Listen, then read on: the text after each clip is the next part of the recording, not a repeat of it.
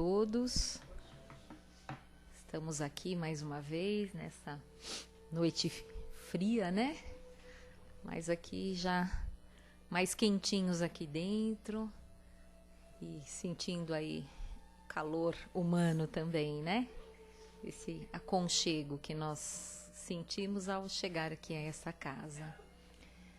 Então, companheiros, a gente vai passar os nossos recadinhos, que quase todos já sabem, né? Acho que não tem ninguém aqui. Tem alguém que está vindo pela primeira vez? Não, né? Então, gente, só relembrando que temos as palestras e o plantão todos os dias. Quem quiser passar pelo plantão, chega meia hora antes, mais ou menos meia hora antes da palestra. E só procurar aqui um dos plantonistas, né? Os horários, todos os nossos horários, toda a nossa programação está fixado lá fora e no nosso site, tá bom, gente? Lembrando do nosso trabalho na área social, as cestas básicas que nós entregamos todos os meses, totalizando 80 famílias. Então, a gente agradece a colaboração de vocês e, como sempre, a gente continua contando com a ajuda de vocês, tá? Esse mês a gente está precisando de leite em pó, arroz, feijão, óleo, biscoitos e açúcar, mas qualquer tipo de alimento não perecível é bem-vindo, tá bom, gente? E a gente monta agora esse final de semana, tá? Então, se alguém puder colaborar conosco, é só deixar aqui na casa. Oi? Isso, nos horários, né? Porque nos outros horários não tem ninguém, tá? Mas, por exemplo, amanhã à tarde tem a palestra, né? Então é uma outra opção de horário. Ah, tá. Mas não faz mal, num fim de semana. Isso. Tá bom, agradecemos. E lembrando então, gente, do trabalho que nós temos às sextas-feiras, o grupo de apoio e tratamento espiritual a dependentes químicos e familiares. Também, quem tiver alguém ou estiver passando pelo problema ou conhecer alguém, é só indicar para a pessoa estar aqui às sextas-feiras, começa às 20 horas. Bom, gente? Então, acho que é isso o mais importante. Então, nós vamos agora nos preparar para iniciarmos a nossa noite, nossa reunião.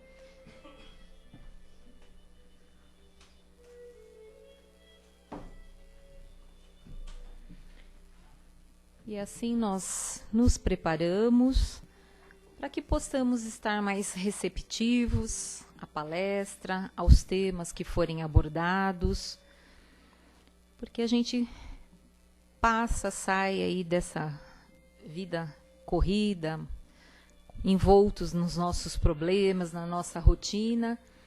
E aqui é necessário para que a gente possa entrar em sintonia, nos beneficiarmos, recebermos todas essas dádivas que nós recebemos do Pai. É importante que a gente possa estar sintonizado. E essa sintonia acontece a partir do momento que nós elevamos os nossos pensamentos, que nós procuramos esquecer um pouquinho momentaneamente as nossas preocupações, as nossas dificuldades e estarmos aqui de coração e mente abertos para aprendermos, para renovarmos um pouco os nossos conceitos, as nossas ideias, os nossos pensamentos e nos colocarmos à disposição para as mudanças que acontecem não só aqui dentro da casa, mas no nosso dia a dia, na nossa rotina, todas as situações da nossa vida. Então, vamos elevando o pensamento ao Pai, mentalizando o nosso mestre, companheiro e amado Jesus, e entrando em sintonia com os trabalhadores, os benfeitores que estão aqui presentes. nós vamos pedindo ao Pai que nos abençoe, que ilumine a nossa mente, que abra o nosso coração, tornando-o receptivo, e que toda a sua paz, todo o seu amor possa nos envolver, tranquilizando a nossa mente e o nosso coração, para que assim possamos estar inteiramente presentes nos trabalhos dessa noite. Que o Senhor esteja e permaneça conosco. Que assim seja, graças a Deus.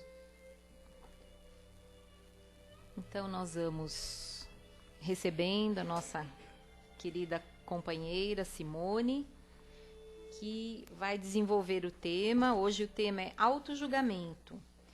Tem um texto do livro do Evangelho por Emmanuel, de Mateus, e o livro Algo Mais. Seja bem-vinda, Simone. Boa noite a todos mais uma vez, bem-vindos à casa. É bom ver todo mundo com frio. A única que não está sou eu. Mas é bom ver as pessoas com frio, porque a gente espera que a gente se lembre daqueles que estão com frio, porque a gente não está com frio. A gente está bem. Tem muita gente lá fora que não está. Tem muita gente lá fora que está precisando de comida. Tem muita gente lá fora que está precisando de um abraço. Tudo isso a gente tem de sobra. Então, é bom, às vezes, a gente passar por momentos momentâneos, né? O nosso caso é tão momentâneo, a gente põe um casaco, aquece, come alguma coisa, passa. Mas é bom a gente lembrar que tem outras pessoas que não têm essa facilidade. E lembrar que dentro da lei divina, é um pouco da nossa palestra de hoje, mas eu tinha que começar assim. Dentro da lei divina, a gente aprende nas encarnações de duas formas. Ou a gente vê e auxilia, ou a gente, muito gentilmente, é convidado a vivenciar aquilo. Então, que a gente, muito gentilmente, auxilie aquelas pessoas que a gente vê passar algum tipo de necessidade. Porque isso gera um aprendizado. Se esse aprendizado não se faz dessa forma, esse aprendizado fica pendente. Então, ele está ali para ser vivenciado. Não foi visto, não conseguiu auxiliar, não aprendeu. Então, numa outra circunstância, não precisa ser nem em outra vida, nós somos chamados a vivenciar aquilo para que a gente entenda o aprendizado. Então, é bom a gente passar por algumas agruras de vez em quando, para lembrar aquelas criaturas que a gente cruza no nosso caminho e, às vezes, a gente fecha o olho para as necessidades. Seja no auxílio aqui das cestas básicas, seja em cobertores, seja em roupas de frio, para a questão material, e seja na questão moral, espiritual, um abraço, uma conversa, um telefonema, ouvidos que a gente empresta, é sempre muito bom. Isso tem a ver com a nossa palestra, que tem o título de autojulgamento. Esse texto é um texto que foi extraído do Evangelho de Mateus, que eu já sugeri até que vocês leiam, quase impus a leitura. Como eu falei para vocês, o Emmanuel publicou vários textos avulso em jornais, né, via Chico e tal. E um grupo de pesquisadores espíritas compilou esses textos de acordo com o tema que era tratado no texto. Então, tudo que ele falou sobre o Evangelho de Mateus foi publicado com o título de Evangelho de Mateus segundo Emmanuel. Aí já saíram, né, Marcos, Mateus, Lucas e João, e agora deve estar saindo Atos dos Apóstolos. É uma forma da gente estar ao tanto, né, de tudo isso que foi publicado, mas, sobretudo, daquilo que eu também quase imponho, que é a leitura do Novo Testamento. A gente não lê o Novo Testamento, e através desses livros, como tem fragmentos do Novo Testamento, e ele comenta, é uma forma da gente entrar no Novo Testamento, né, já com o comentário do Emmanuel, já que algumas pessoas têm tanta dificuldade. E o título de hoje é uma reflexão, na verdade, que ele propõe. Ele diz o seguinte: quando Jesus curava, quando Jesus atendia, ele sempre fazia ênfase que tudo que ele estava fazendo não era ele.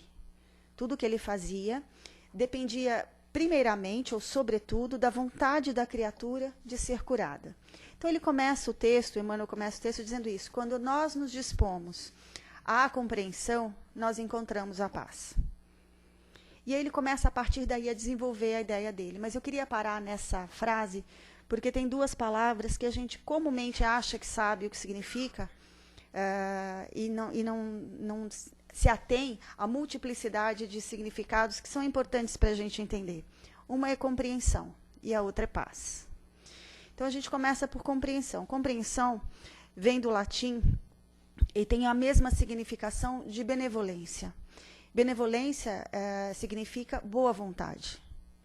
Boa vontade, para nós, no grosso da coisa, é assim, você vê o outro, você simpatiza com a dor do outro, você se identifica, você se entrega, você vê naquela dor algo que poderia ser seu e você tenta minimizar. Existe um processo de irmanação, né? A gente se torna irmãos na dor, que é aquilo que a Joana de Ângeles chama de misericórdia, que é a capacidade do ser humano de se colocar não no lugar do outro, mas na dor do outro. Entendendo aquilo que a gente começou a falar no começo, que se a gente não faz isso de fora, a lei divina nos chama a vivenciar do lado de dentro. Porque o aprendizado, como eu disse, não é punição, não é nada, mas é o aprendizado que fica pendente. A gente, quando faz uma prova difícil na escola e não passa, o aprendizado fica pendente. Você tem que fazer aquilo de uma outra forma, ou um trabalho, ou outra prova, mas fica pendente. Então, a palavra compreensão traz dentro do nosso coração, ou deveria, quando ela se instala, deveria trazer para nós uma reflexão bastante interessante. Eu preciso auxiliar o outro, da mesma forma como eu gostaria de ser auxiliado. E eu vou além, que na verdade nem sou eu que estou indo além, é a Joana de Ângeles que comenta. Ela diz o seguinte, muito além do que fazer ao outro o que você quer que o outro te faça, é o que eu sempre falo nas aulas. A gente tem que fazer para o outro aquilo que a gente quer que Deus faça por nós. Eu acho que ninguém aqui quer para si algo de Deus que seja ruim. Você quer que Deus perdoe você, que Ele te dê forças, que Ele te auxilie, dê forças, perdoe e auxilie o outro. A matemática é simples. Para que isso seja colocado em paz, todos os dias, nós precisamos da paz. E a paz, ela é um termo muito mal entendido. A gente acha que paz é a tranquilidade do mormaço, daquela coisa que você não faz nada. A paz é a tranquilidade no sentido de inércia, de você estar quase que omisso diante das situações. Não, gente. A paz é a batalha. É a luta que a gente chega no fim do dia e diz, eu venci. Briguei, passei por uma situação diferente, resolvi, cresci e estou entregando uma situação melhor do que a que eu recebi. Quando Jesus identificava, junto com seus discípulos, ele se identificava com eles perante as outras pessoas, ele dizia a mesma frase que ele disse depois, numa das aparições, que, como todos sabem, Jesus apareceu 9 vezes depois. Numa dessas aparições, ele deu a mesma mensagem. Vocês serão reconhecidos como meus discípulos por 2 situações. Por levarem a paz e por muito se amarem. Então, vocês serão conhecidos não pelas palavras que vocês falarem, não pelas roupas, mas pelo gesto. O comportamento de vocês vão dizer, é isso que vai passar a ideia de que vocês são meus seguidores. Então, a paz não é inércia, a paz é movimento. A paz é luta, a paz é batalha. A gente só consegue a paz quando a gente enfrentou a situação, saiu chamuscadinho, mas saiu muito mais fortalecido do que quando começou. E aí a gente se aproxima de uma coisa chamada lei de trabalho. A gente foge do trabalho, né? A gente quer aposentar para não trabalhar. A gente quer tirar férias para não fazer nada. A gente quer morrer para não fazer nada. Ficar tocando arpinha. Então, gente, nenhuma dessas situações acontece, e se acontece, não é benéfica ao ser humano. O ser humano está dentro de um processo que é todo movimento. Então, qualquer coisa que ele faça que paralise isso, é oportunidade perdida. Eu tenho um conhecido que é um doce, o Bolívar, e ele fala exatamente isso. Ele fala, eu durmo pouco, porque eu tenho a sensação de que eu estou perdendo tempo em ser útil a outra pessoa. E a sensação de perda de tempo é terrível. Porque, gente, vocês não têm ideia da fila que é para encarnar. E o quanto a gente, despertando do outro lado, se dá conta de tudo que podia ter feito no dia a dia. E não fez. E aí, seguindo Emmanuel, claro, essas 2 concepções, a gente vai entender o texto. Então, e ele diz exatamente assim, todas as vezes que a gente quiser ser útil ao outro, a gente comece por avaliar as nossas tendências, avaliar os nossos débitos, as nossas fraquezas, porque ele alerta, bem no finalzinho do texto, a seguinte frase de Jesus: não julgueis para não seres julgados. Mas ele fala isso, não quer dizer que Jesus está eximindo cada um de olhar para si e ver o que cada um precisa corrigir. Olhar para dentro de si, fazer um auto-julgamento, uma auto-reflexão, é condição sine qua non para tudo que a gente for fazer. Então, todas as vezes que a gente encontra uma pessoa necessitada, que foi o que a gente começou falando, de algo material, invariavelmente, gente, assim, sei lá, posso estar muito enganada, mas 100% das vezes que acontece de aparecer no nosso caminho uma situação para resolver, é porque a gente pode resolver. Ela não ia aparecer no seu caminho só para você ficar angustiado porque você não pôde resolver. Então, se é uma questão material, você pode não dar a solução, mas você pode minimizar. Se é uma questão espiritual, você pode dar uma palavra, uma orientação. É que a gente fecha o olho. Como a gente ainda é muito voltado para os nossos problemas, para as nossas dores, a gente acha que elas são prioritárias. Então, a gente não para poder socorrer o outro. Então, Emmanuel diz o seguinte: toda vez que eu olhar uma criatura e antes de emitir qualquer julgamento a ela, reflita eu sobre o que eu faria naquele lugar. Reflita eu se eu, naquelas condições, faria diferente daquilo que eu estou criticando. Reflita se eu, estando do outro lado, gostaria de receber algum tipo de auxílio, como perdão, por exemplo, pelas falhas que eu estaria cometendo. Imagine que a gente passa... Eu sei que aqui ninguém erra, né? Mas imagine que vocês erram. Se dão conta de que erraram. A coisa que a gente mais gostaria de receber em seguida é um eu te perdoo. Quando a gente se dá conta que a gente fez algo que não deveria, que a gente disse algo que não deveria, a sequência imediata, além da desculpa, é o retorno. A gente quer esse retorno. Só que para receber esse retorno, eu preciso me movimentar em relação àquilo. Quantas vezes a gente faz coisas erradas, fala coisas erradas, sabe que é errado, mas o orgulho impede de ir lá começar o básico do contato, que é desculpa. Sabe por que a gente não faz isso? Porque é sempre o outro culpado. Eu gritei, mas a Roberta que cutucou. Reparem no dia a dia das pessoas. No nosso dia a dia, outro dia eu estava sentada tomando um café e tinha uma senhora que derrubou um copo. E ela foi reclamar com a moça da loja. Mas era o copo que estava fino demais. Sempre é o outro, gente. É impressionante como nem no cotidiano a gente consegue assumir as nossas falhas. É impressionante. Então, enquanto a gente não assumir, a gente não consegue fazer a correção daquilo. É matemático. Então, a autorreflexão faz com que eu olhe o outro com mais indulgência e a mim também. Porque, eu não sei se vocês estavam aqui na semana passada, na palestra do Amir, ele tocou num ponto muito interessante. Ele disse o seguinte: erros nós cometemos. Planeta de provas e expiações, eu acho que ninguém tem dúvida disso.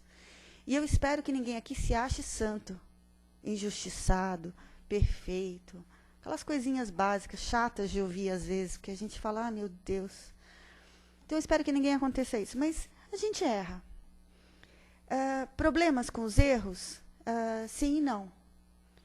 Não porque assim, está na nossa condição. E sim, porque há erros que a gente não deveria mais cometer. O Amir levantou a seguinte questão. É como criança. Tem coisas que a gente desculpa na criança, porque ela é criança. Depois que ela cresce, você cobra um pouco mais. Você fala, não é possível que você está fazendo isso. Ou que você está agindo assim. Então, o não é possível é o que a espiritualidade fala com a gente 35 mil vezes por dia. Não é possível que você está fazendo isso de novo. Não é possível que você está tendo essa conduta outra vez.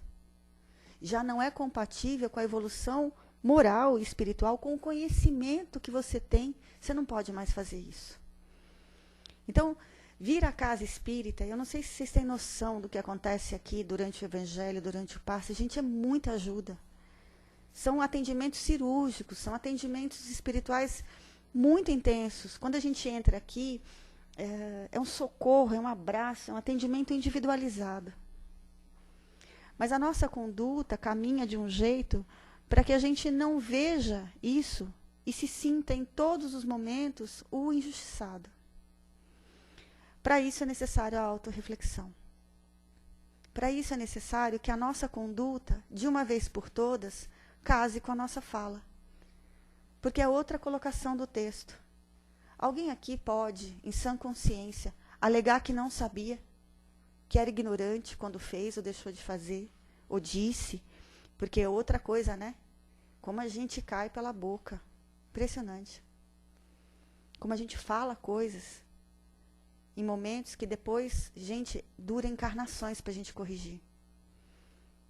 Principalmente quando você sabe que fez errado e não vai corrigir por causa do orgulho.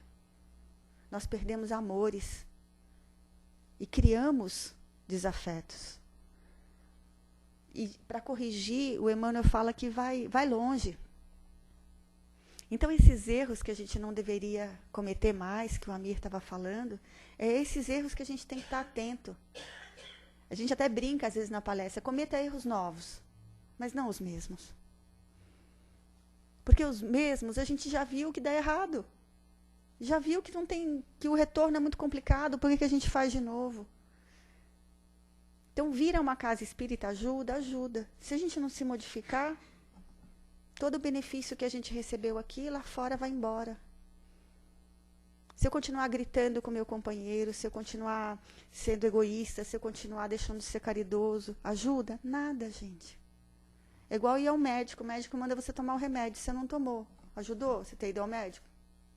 Nada, zero.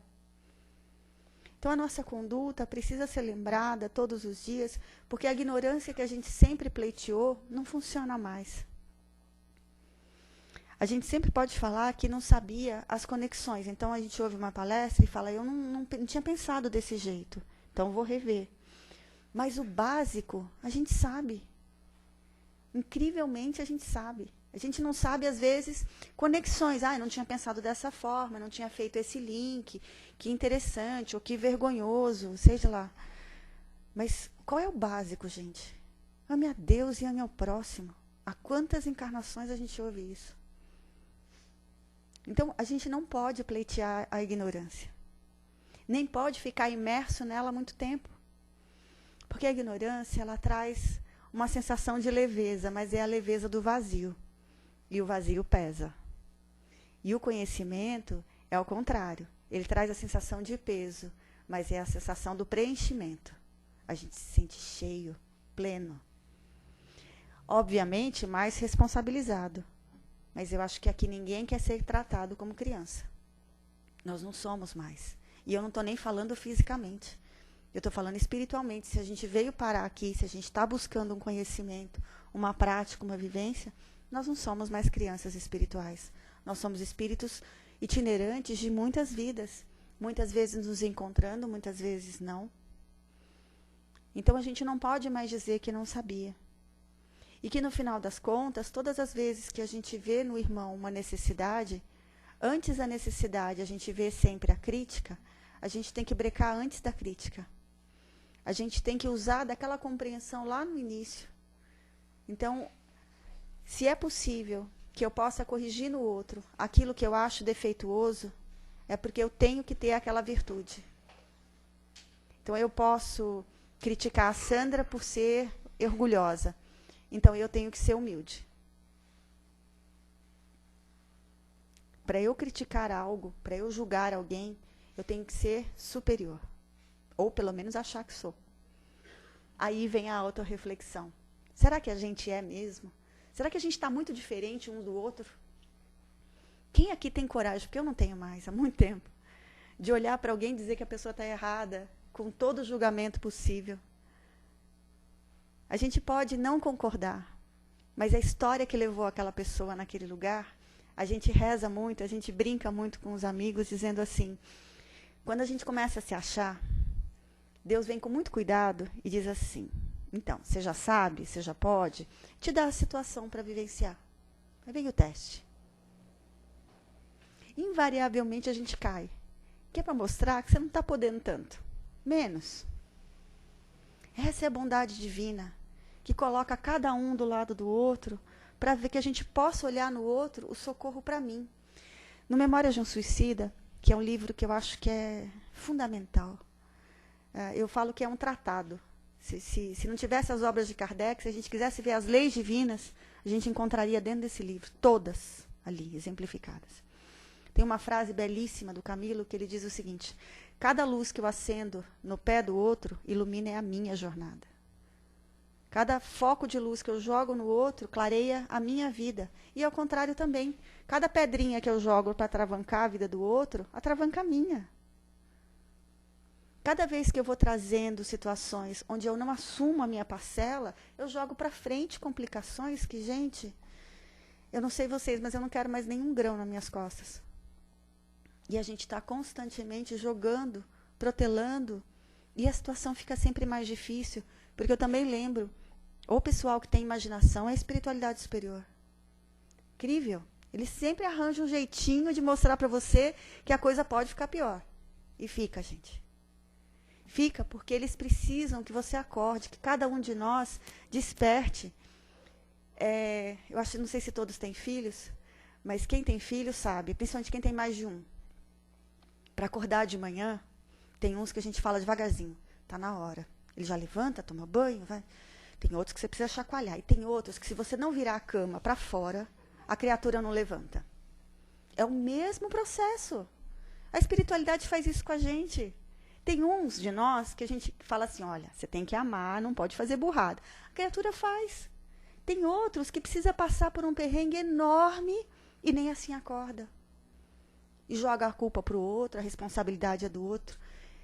Que, aliás, é interessante, né? A lei de ação e reação sempre funciona só para o outro. Para nós não sei porque está acontecendo isso comigo. Mas o outro, ela está vendo, ela fez isso. Então é óbvio que ela vai receber isso.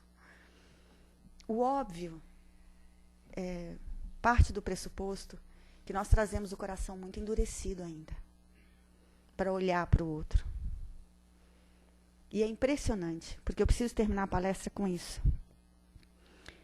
Isso é uma frase de Francisco de Assis, que era uma criatura especial. Ele dizia que ele só conseguiu entender o problema humano, Francisco de Assis, né? Não é o Zé Ninguém da esquina. Ele tinha muita dificuldade em ver algumas dores, em curar, em ajudar e se aproximar. Então, o que ele fazia? Ele dizia que ele se colocava entre ele e o necessitado o filtro de Jesus. Então, ele carregava na mão os olhos de Jesus. Então, quando ele queria ver a situação, ele direcionava a mão e via através dos olhos de Jesus. Não tem erro. Como é que Jesus veria aquela pessoa? Aliás, como é que Jesus viu todo mundo, né? Ou nos vê? Como é que ele viu Pedro, gente? Tinha acabado de negar. Ele chamou de novo, nas aparições, e só perguntou para ele, você me ama? Se você me ama, então vai e faz. Ele viu alguma maldade em Paulo, depois de Paulo ter mandado apedrejar Estevão? Ele largou de mão de Paulo? Os olhos dele viram uma bondade, uma capacidade da qual nós somos os maiores beneficiários, porque a gente tem o cristianismo, a gente deve a Paulo. Vocês acreditam? Ele olhava Zaqueu em cima do sicômoro. Ninguém queria dar bola para ele, cobrador. Ele viu a bondade. Então, que olhos que a gente sai de manhã de casa? Com os nossos? Porque se for com os nossos, gente, a gente está roubado, porque os nossos são bem míopes. Eles veem só o que interessa. Vamos levar os olhos de Jesus para poder ver, para poder ser útil. Afinal de contas, é isso que a gente quer de Deus para nós, né? Que Deus olhe para a gente e entenda que a gente está tentando, que a gente faz o que pode. Aliás, essa frase é medonha, né? Fazer o que pode é terrível, gente. Já imaginou se Deus fizer por você só o que Ele pode? Assim, já fiz, já tentei. Não, gente, sabe? O braço tem que estar arregaçado, a manga todo dia. Não é nem por nada, é por nós. Nós somos devedores de vidas incrivelmente feias. E agora a gente tem a oportunidade de fazer pelo amor e reclama. Porque é outra capacidade, né? Deve ter um vale. Tem o Vale dos Suicidas, deve ter o Vale dos Reclamões. Menina, vai estar povoado. Impressionante. Então, se toda a energia que a gente gastar da reclamação, a gente gastar na feitura da coisa, a gente tem um mundo melhor. Todo mundo sabe a história da Ivone Pereira e eu sou apaixonadíssima por ela. Eu acho que é um dos espíritos mais geniais, batalhadora mesmo. Escreveu Memórias de um Suicida. E num dos livros dela, Nas Voragens do Pecado, tem uma epígrafe do Bezerra de Menezes. Só para vocês se situarem, nós trazemos os nossos anjos de guarda, não é isso? Cada um tem o seu. Proporcional à tarefa que cada um tem para resolver. Então, ninguém não temos um mega, mas nós temos o melhor que nós podemos, de acordo com aquilo que nós podemos. Só para vocês terem uma ideia, o benfeitor que acompanhava a Ivone era Bezerra de Menezes. Pequena coisa, baixo. E ele pôs uma epígrafe desse livro, que deveria valer para a nossa vida, não nossa para dentro, nossa para o nosso olhar diante do outro. Ele escreve o seguinte: esse espírito, a Ivone, quando despertar para o bem, vai ser o melhor trabalhador de Jesus. Graças a Deus.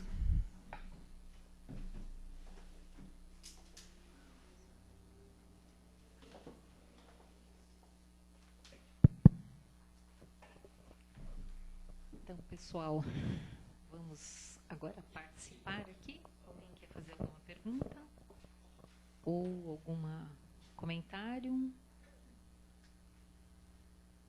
Só levantar a mãozinha.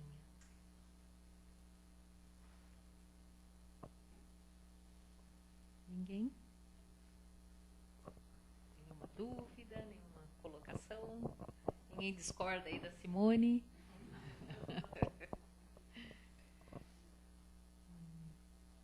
Então, pessoal, foi muito claro, né? Tá bom, gente. Então, a gente vai encerrando, tá? Vamos ver se a Sandra tem alguma questão. Na internet.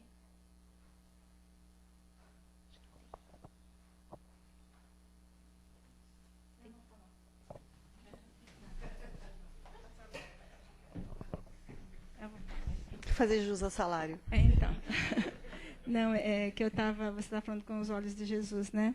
E eu estava ouvindo uma palestra de uma amiga querida, nessa semana, foi feita em 2010, né? É ouvir com o coração. E quanto a gente precisa, né, parar para ouvir com o coração as pessoas que estão à nossa volta. A gente está sempre correndo com muita pressa e a gente não para ouvir, né? Então, se a gente ouvir com o coração e olhar com os olhos de Jesus, olha que maravilha que vai ser, né? Então, é um troço tão matemático, né? É impressionante como a gente foge do esquema. De novo, eu sei que vocês leem bastante o Novo Testamento. Então, o que eu vou estar falando é redundância. Mas vale lembrar. Jesus, quando iniciou as pregações, começou a reunir os apóstolos, os discípulos, e juntou um grupinho menor. Ele deu a seguinte frase, que depois ele modifica, mas ninguém deu muita bola quando ele modificou. O povo Prascóvio, né? Ele disse o seguinte: não faça para o outro aquilo que você não quer que façam para você.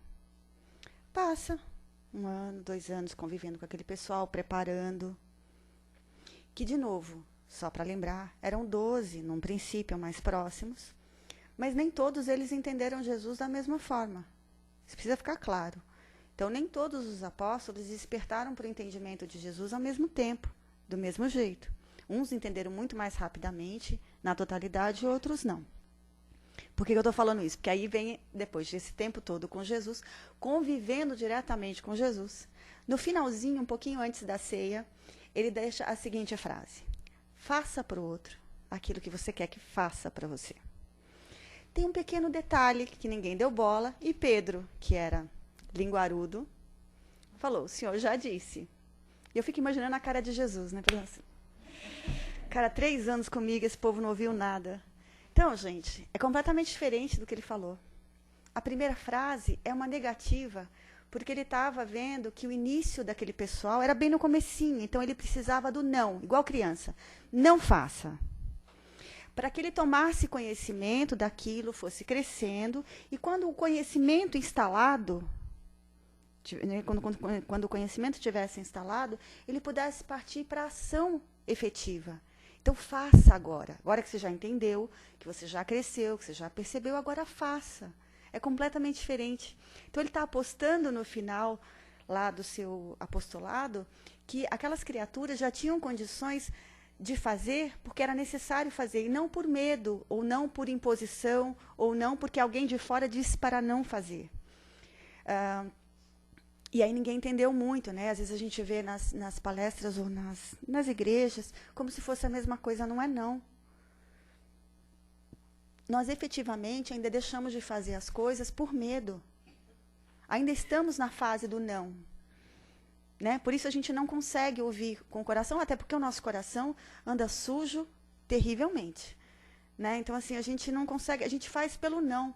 Afinal de contas, às vezes, quando a gente frequentava grupos católicos, muitos de nós viemos, né, dessa realidade, a gente não fazia as coisas para não ir para o inferno. É muito não, né? Mudou alguma coisa quando veio para o Espiritismo?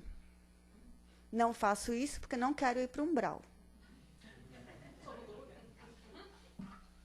Ok, que tal fazer porque tem que fazer? Ou não fazer porque não é para fazer? Não porque tenho medo. O medo traz uma coisa interessante. Ele evita realmente que você faça coisas, mas é interessante passar dessa fase, como Jesus apostou. Chegar a um ponto de dizer assim, você faz porque é preciso fazer, ponto. Não é porque alguém mandou ou deixou de mandar. E aí eu levanto uma questão que é para a tarefa de casa. As virtudes que a gente tem, que a gente acha que tem, que são muitas, né? A gente é cheio de virtudes. Então, quando chega a hora do vamos ver, que a gente vê que elas não acontecem, virtude é igual casquinha de ferida. Aquela que a gente está começando a conseguir, a gente tem que proteger muito, batalhar muito, porque qualquer batidinha, ela mina sangue de novo. Nós, efetivamente, ainda não temos virtudes adquiridas. Temos processos de aprendizado, que, como diz uma amiga minha, nossa, sempre fala, a gente fala tanto em tentar, eu estou tentando. Ok, depois de 300 encarnações tentando, está na hora de você conseguir. Esse papo de que estou tentando já passou, entra na história do desculpismo. Então, é muito importante a gente perceber que não temos virtudes.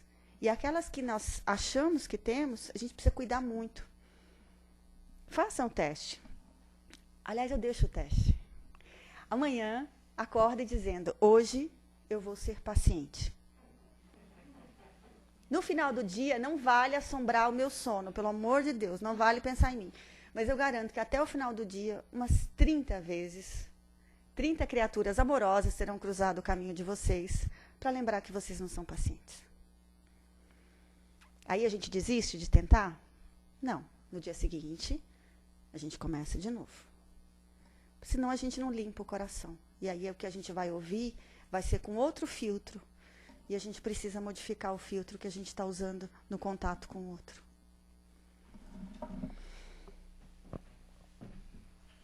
Mais alguém?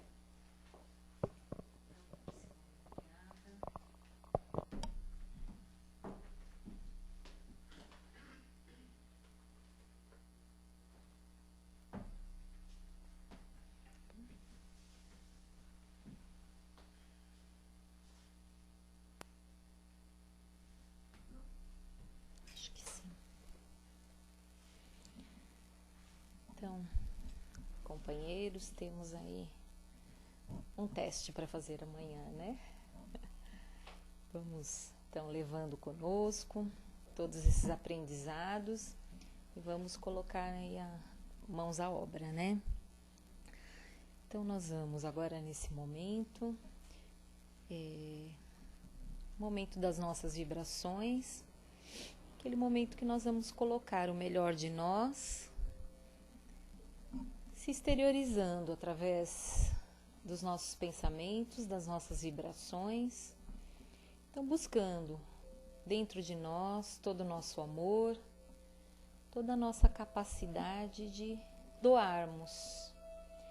Nós vamos pedindo ao Pai e aos nossos benfeitores, através das nossas vibrações, que eles levem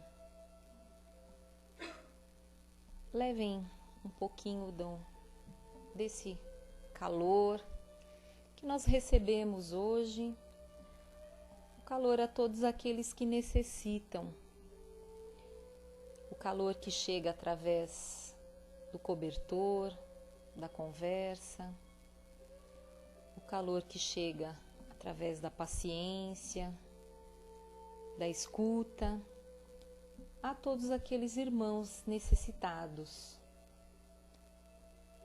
que eles possam sentir nesse momento as nossas vibrações de amor, que os ajudam a se reerguerem, que os ajudam a seguir em frente. Então nós vamos lembrando daqueles irmãos que estão nas ruas, que não têm lar, que não têm um teto, que não têm uma casa e que muitas vezes a grande maioria está longe da sua família. Que chegue até eles o nosso amor, o nosso carinho, o nosso calor. Lembrando aqueles também que estão nos hospitais e em seus lares, passando pelas provações das doenças do corpo físico, que eles possam se sentir mais fortalecidos e também desperte neles a vontade e a coragem de seguirem em frente, com coragem, com resignação e com a vontade de lutar. Vamos lembrar de todos os lares, especialmente aqueles que passam pelas desavenças, pelas incompreensões familiares, especialmente aqueles que passam pelos problemas da dependência química, que o amor, que a compreensão possa estar entre eles, promovendo o entendimento, promovendo a ajuda mútua. Vamos vibrar especialmente por aquela pessoa que nós sabemos estar necessitada, seja qual for a situação que ela esteja passando, que ela necessite do fortalecimento da sua fé, que ela possa ter mais esperança. Então vibremos. E vibremos pelos nossos lares, pedindo ao Pai que as suas bênçãos cheguem a cada cantinho, a cada familiar que nos aguarda dentro dos nossos lares. Que possamos retornar, levando daqui o nosso melhor, para recomeçarmos e para continuarmos nessa nossa caminhada, na nossa proposta de renovação rumo ao Pai. Que assim seja, graças a Deus. Então nós vamos procurar permanecer em silêncio até que sejamos chamados para o passe. Então uma boa noite e possamos retornar aos nossos lares em paz e proteção.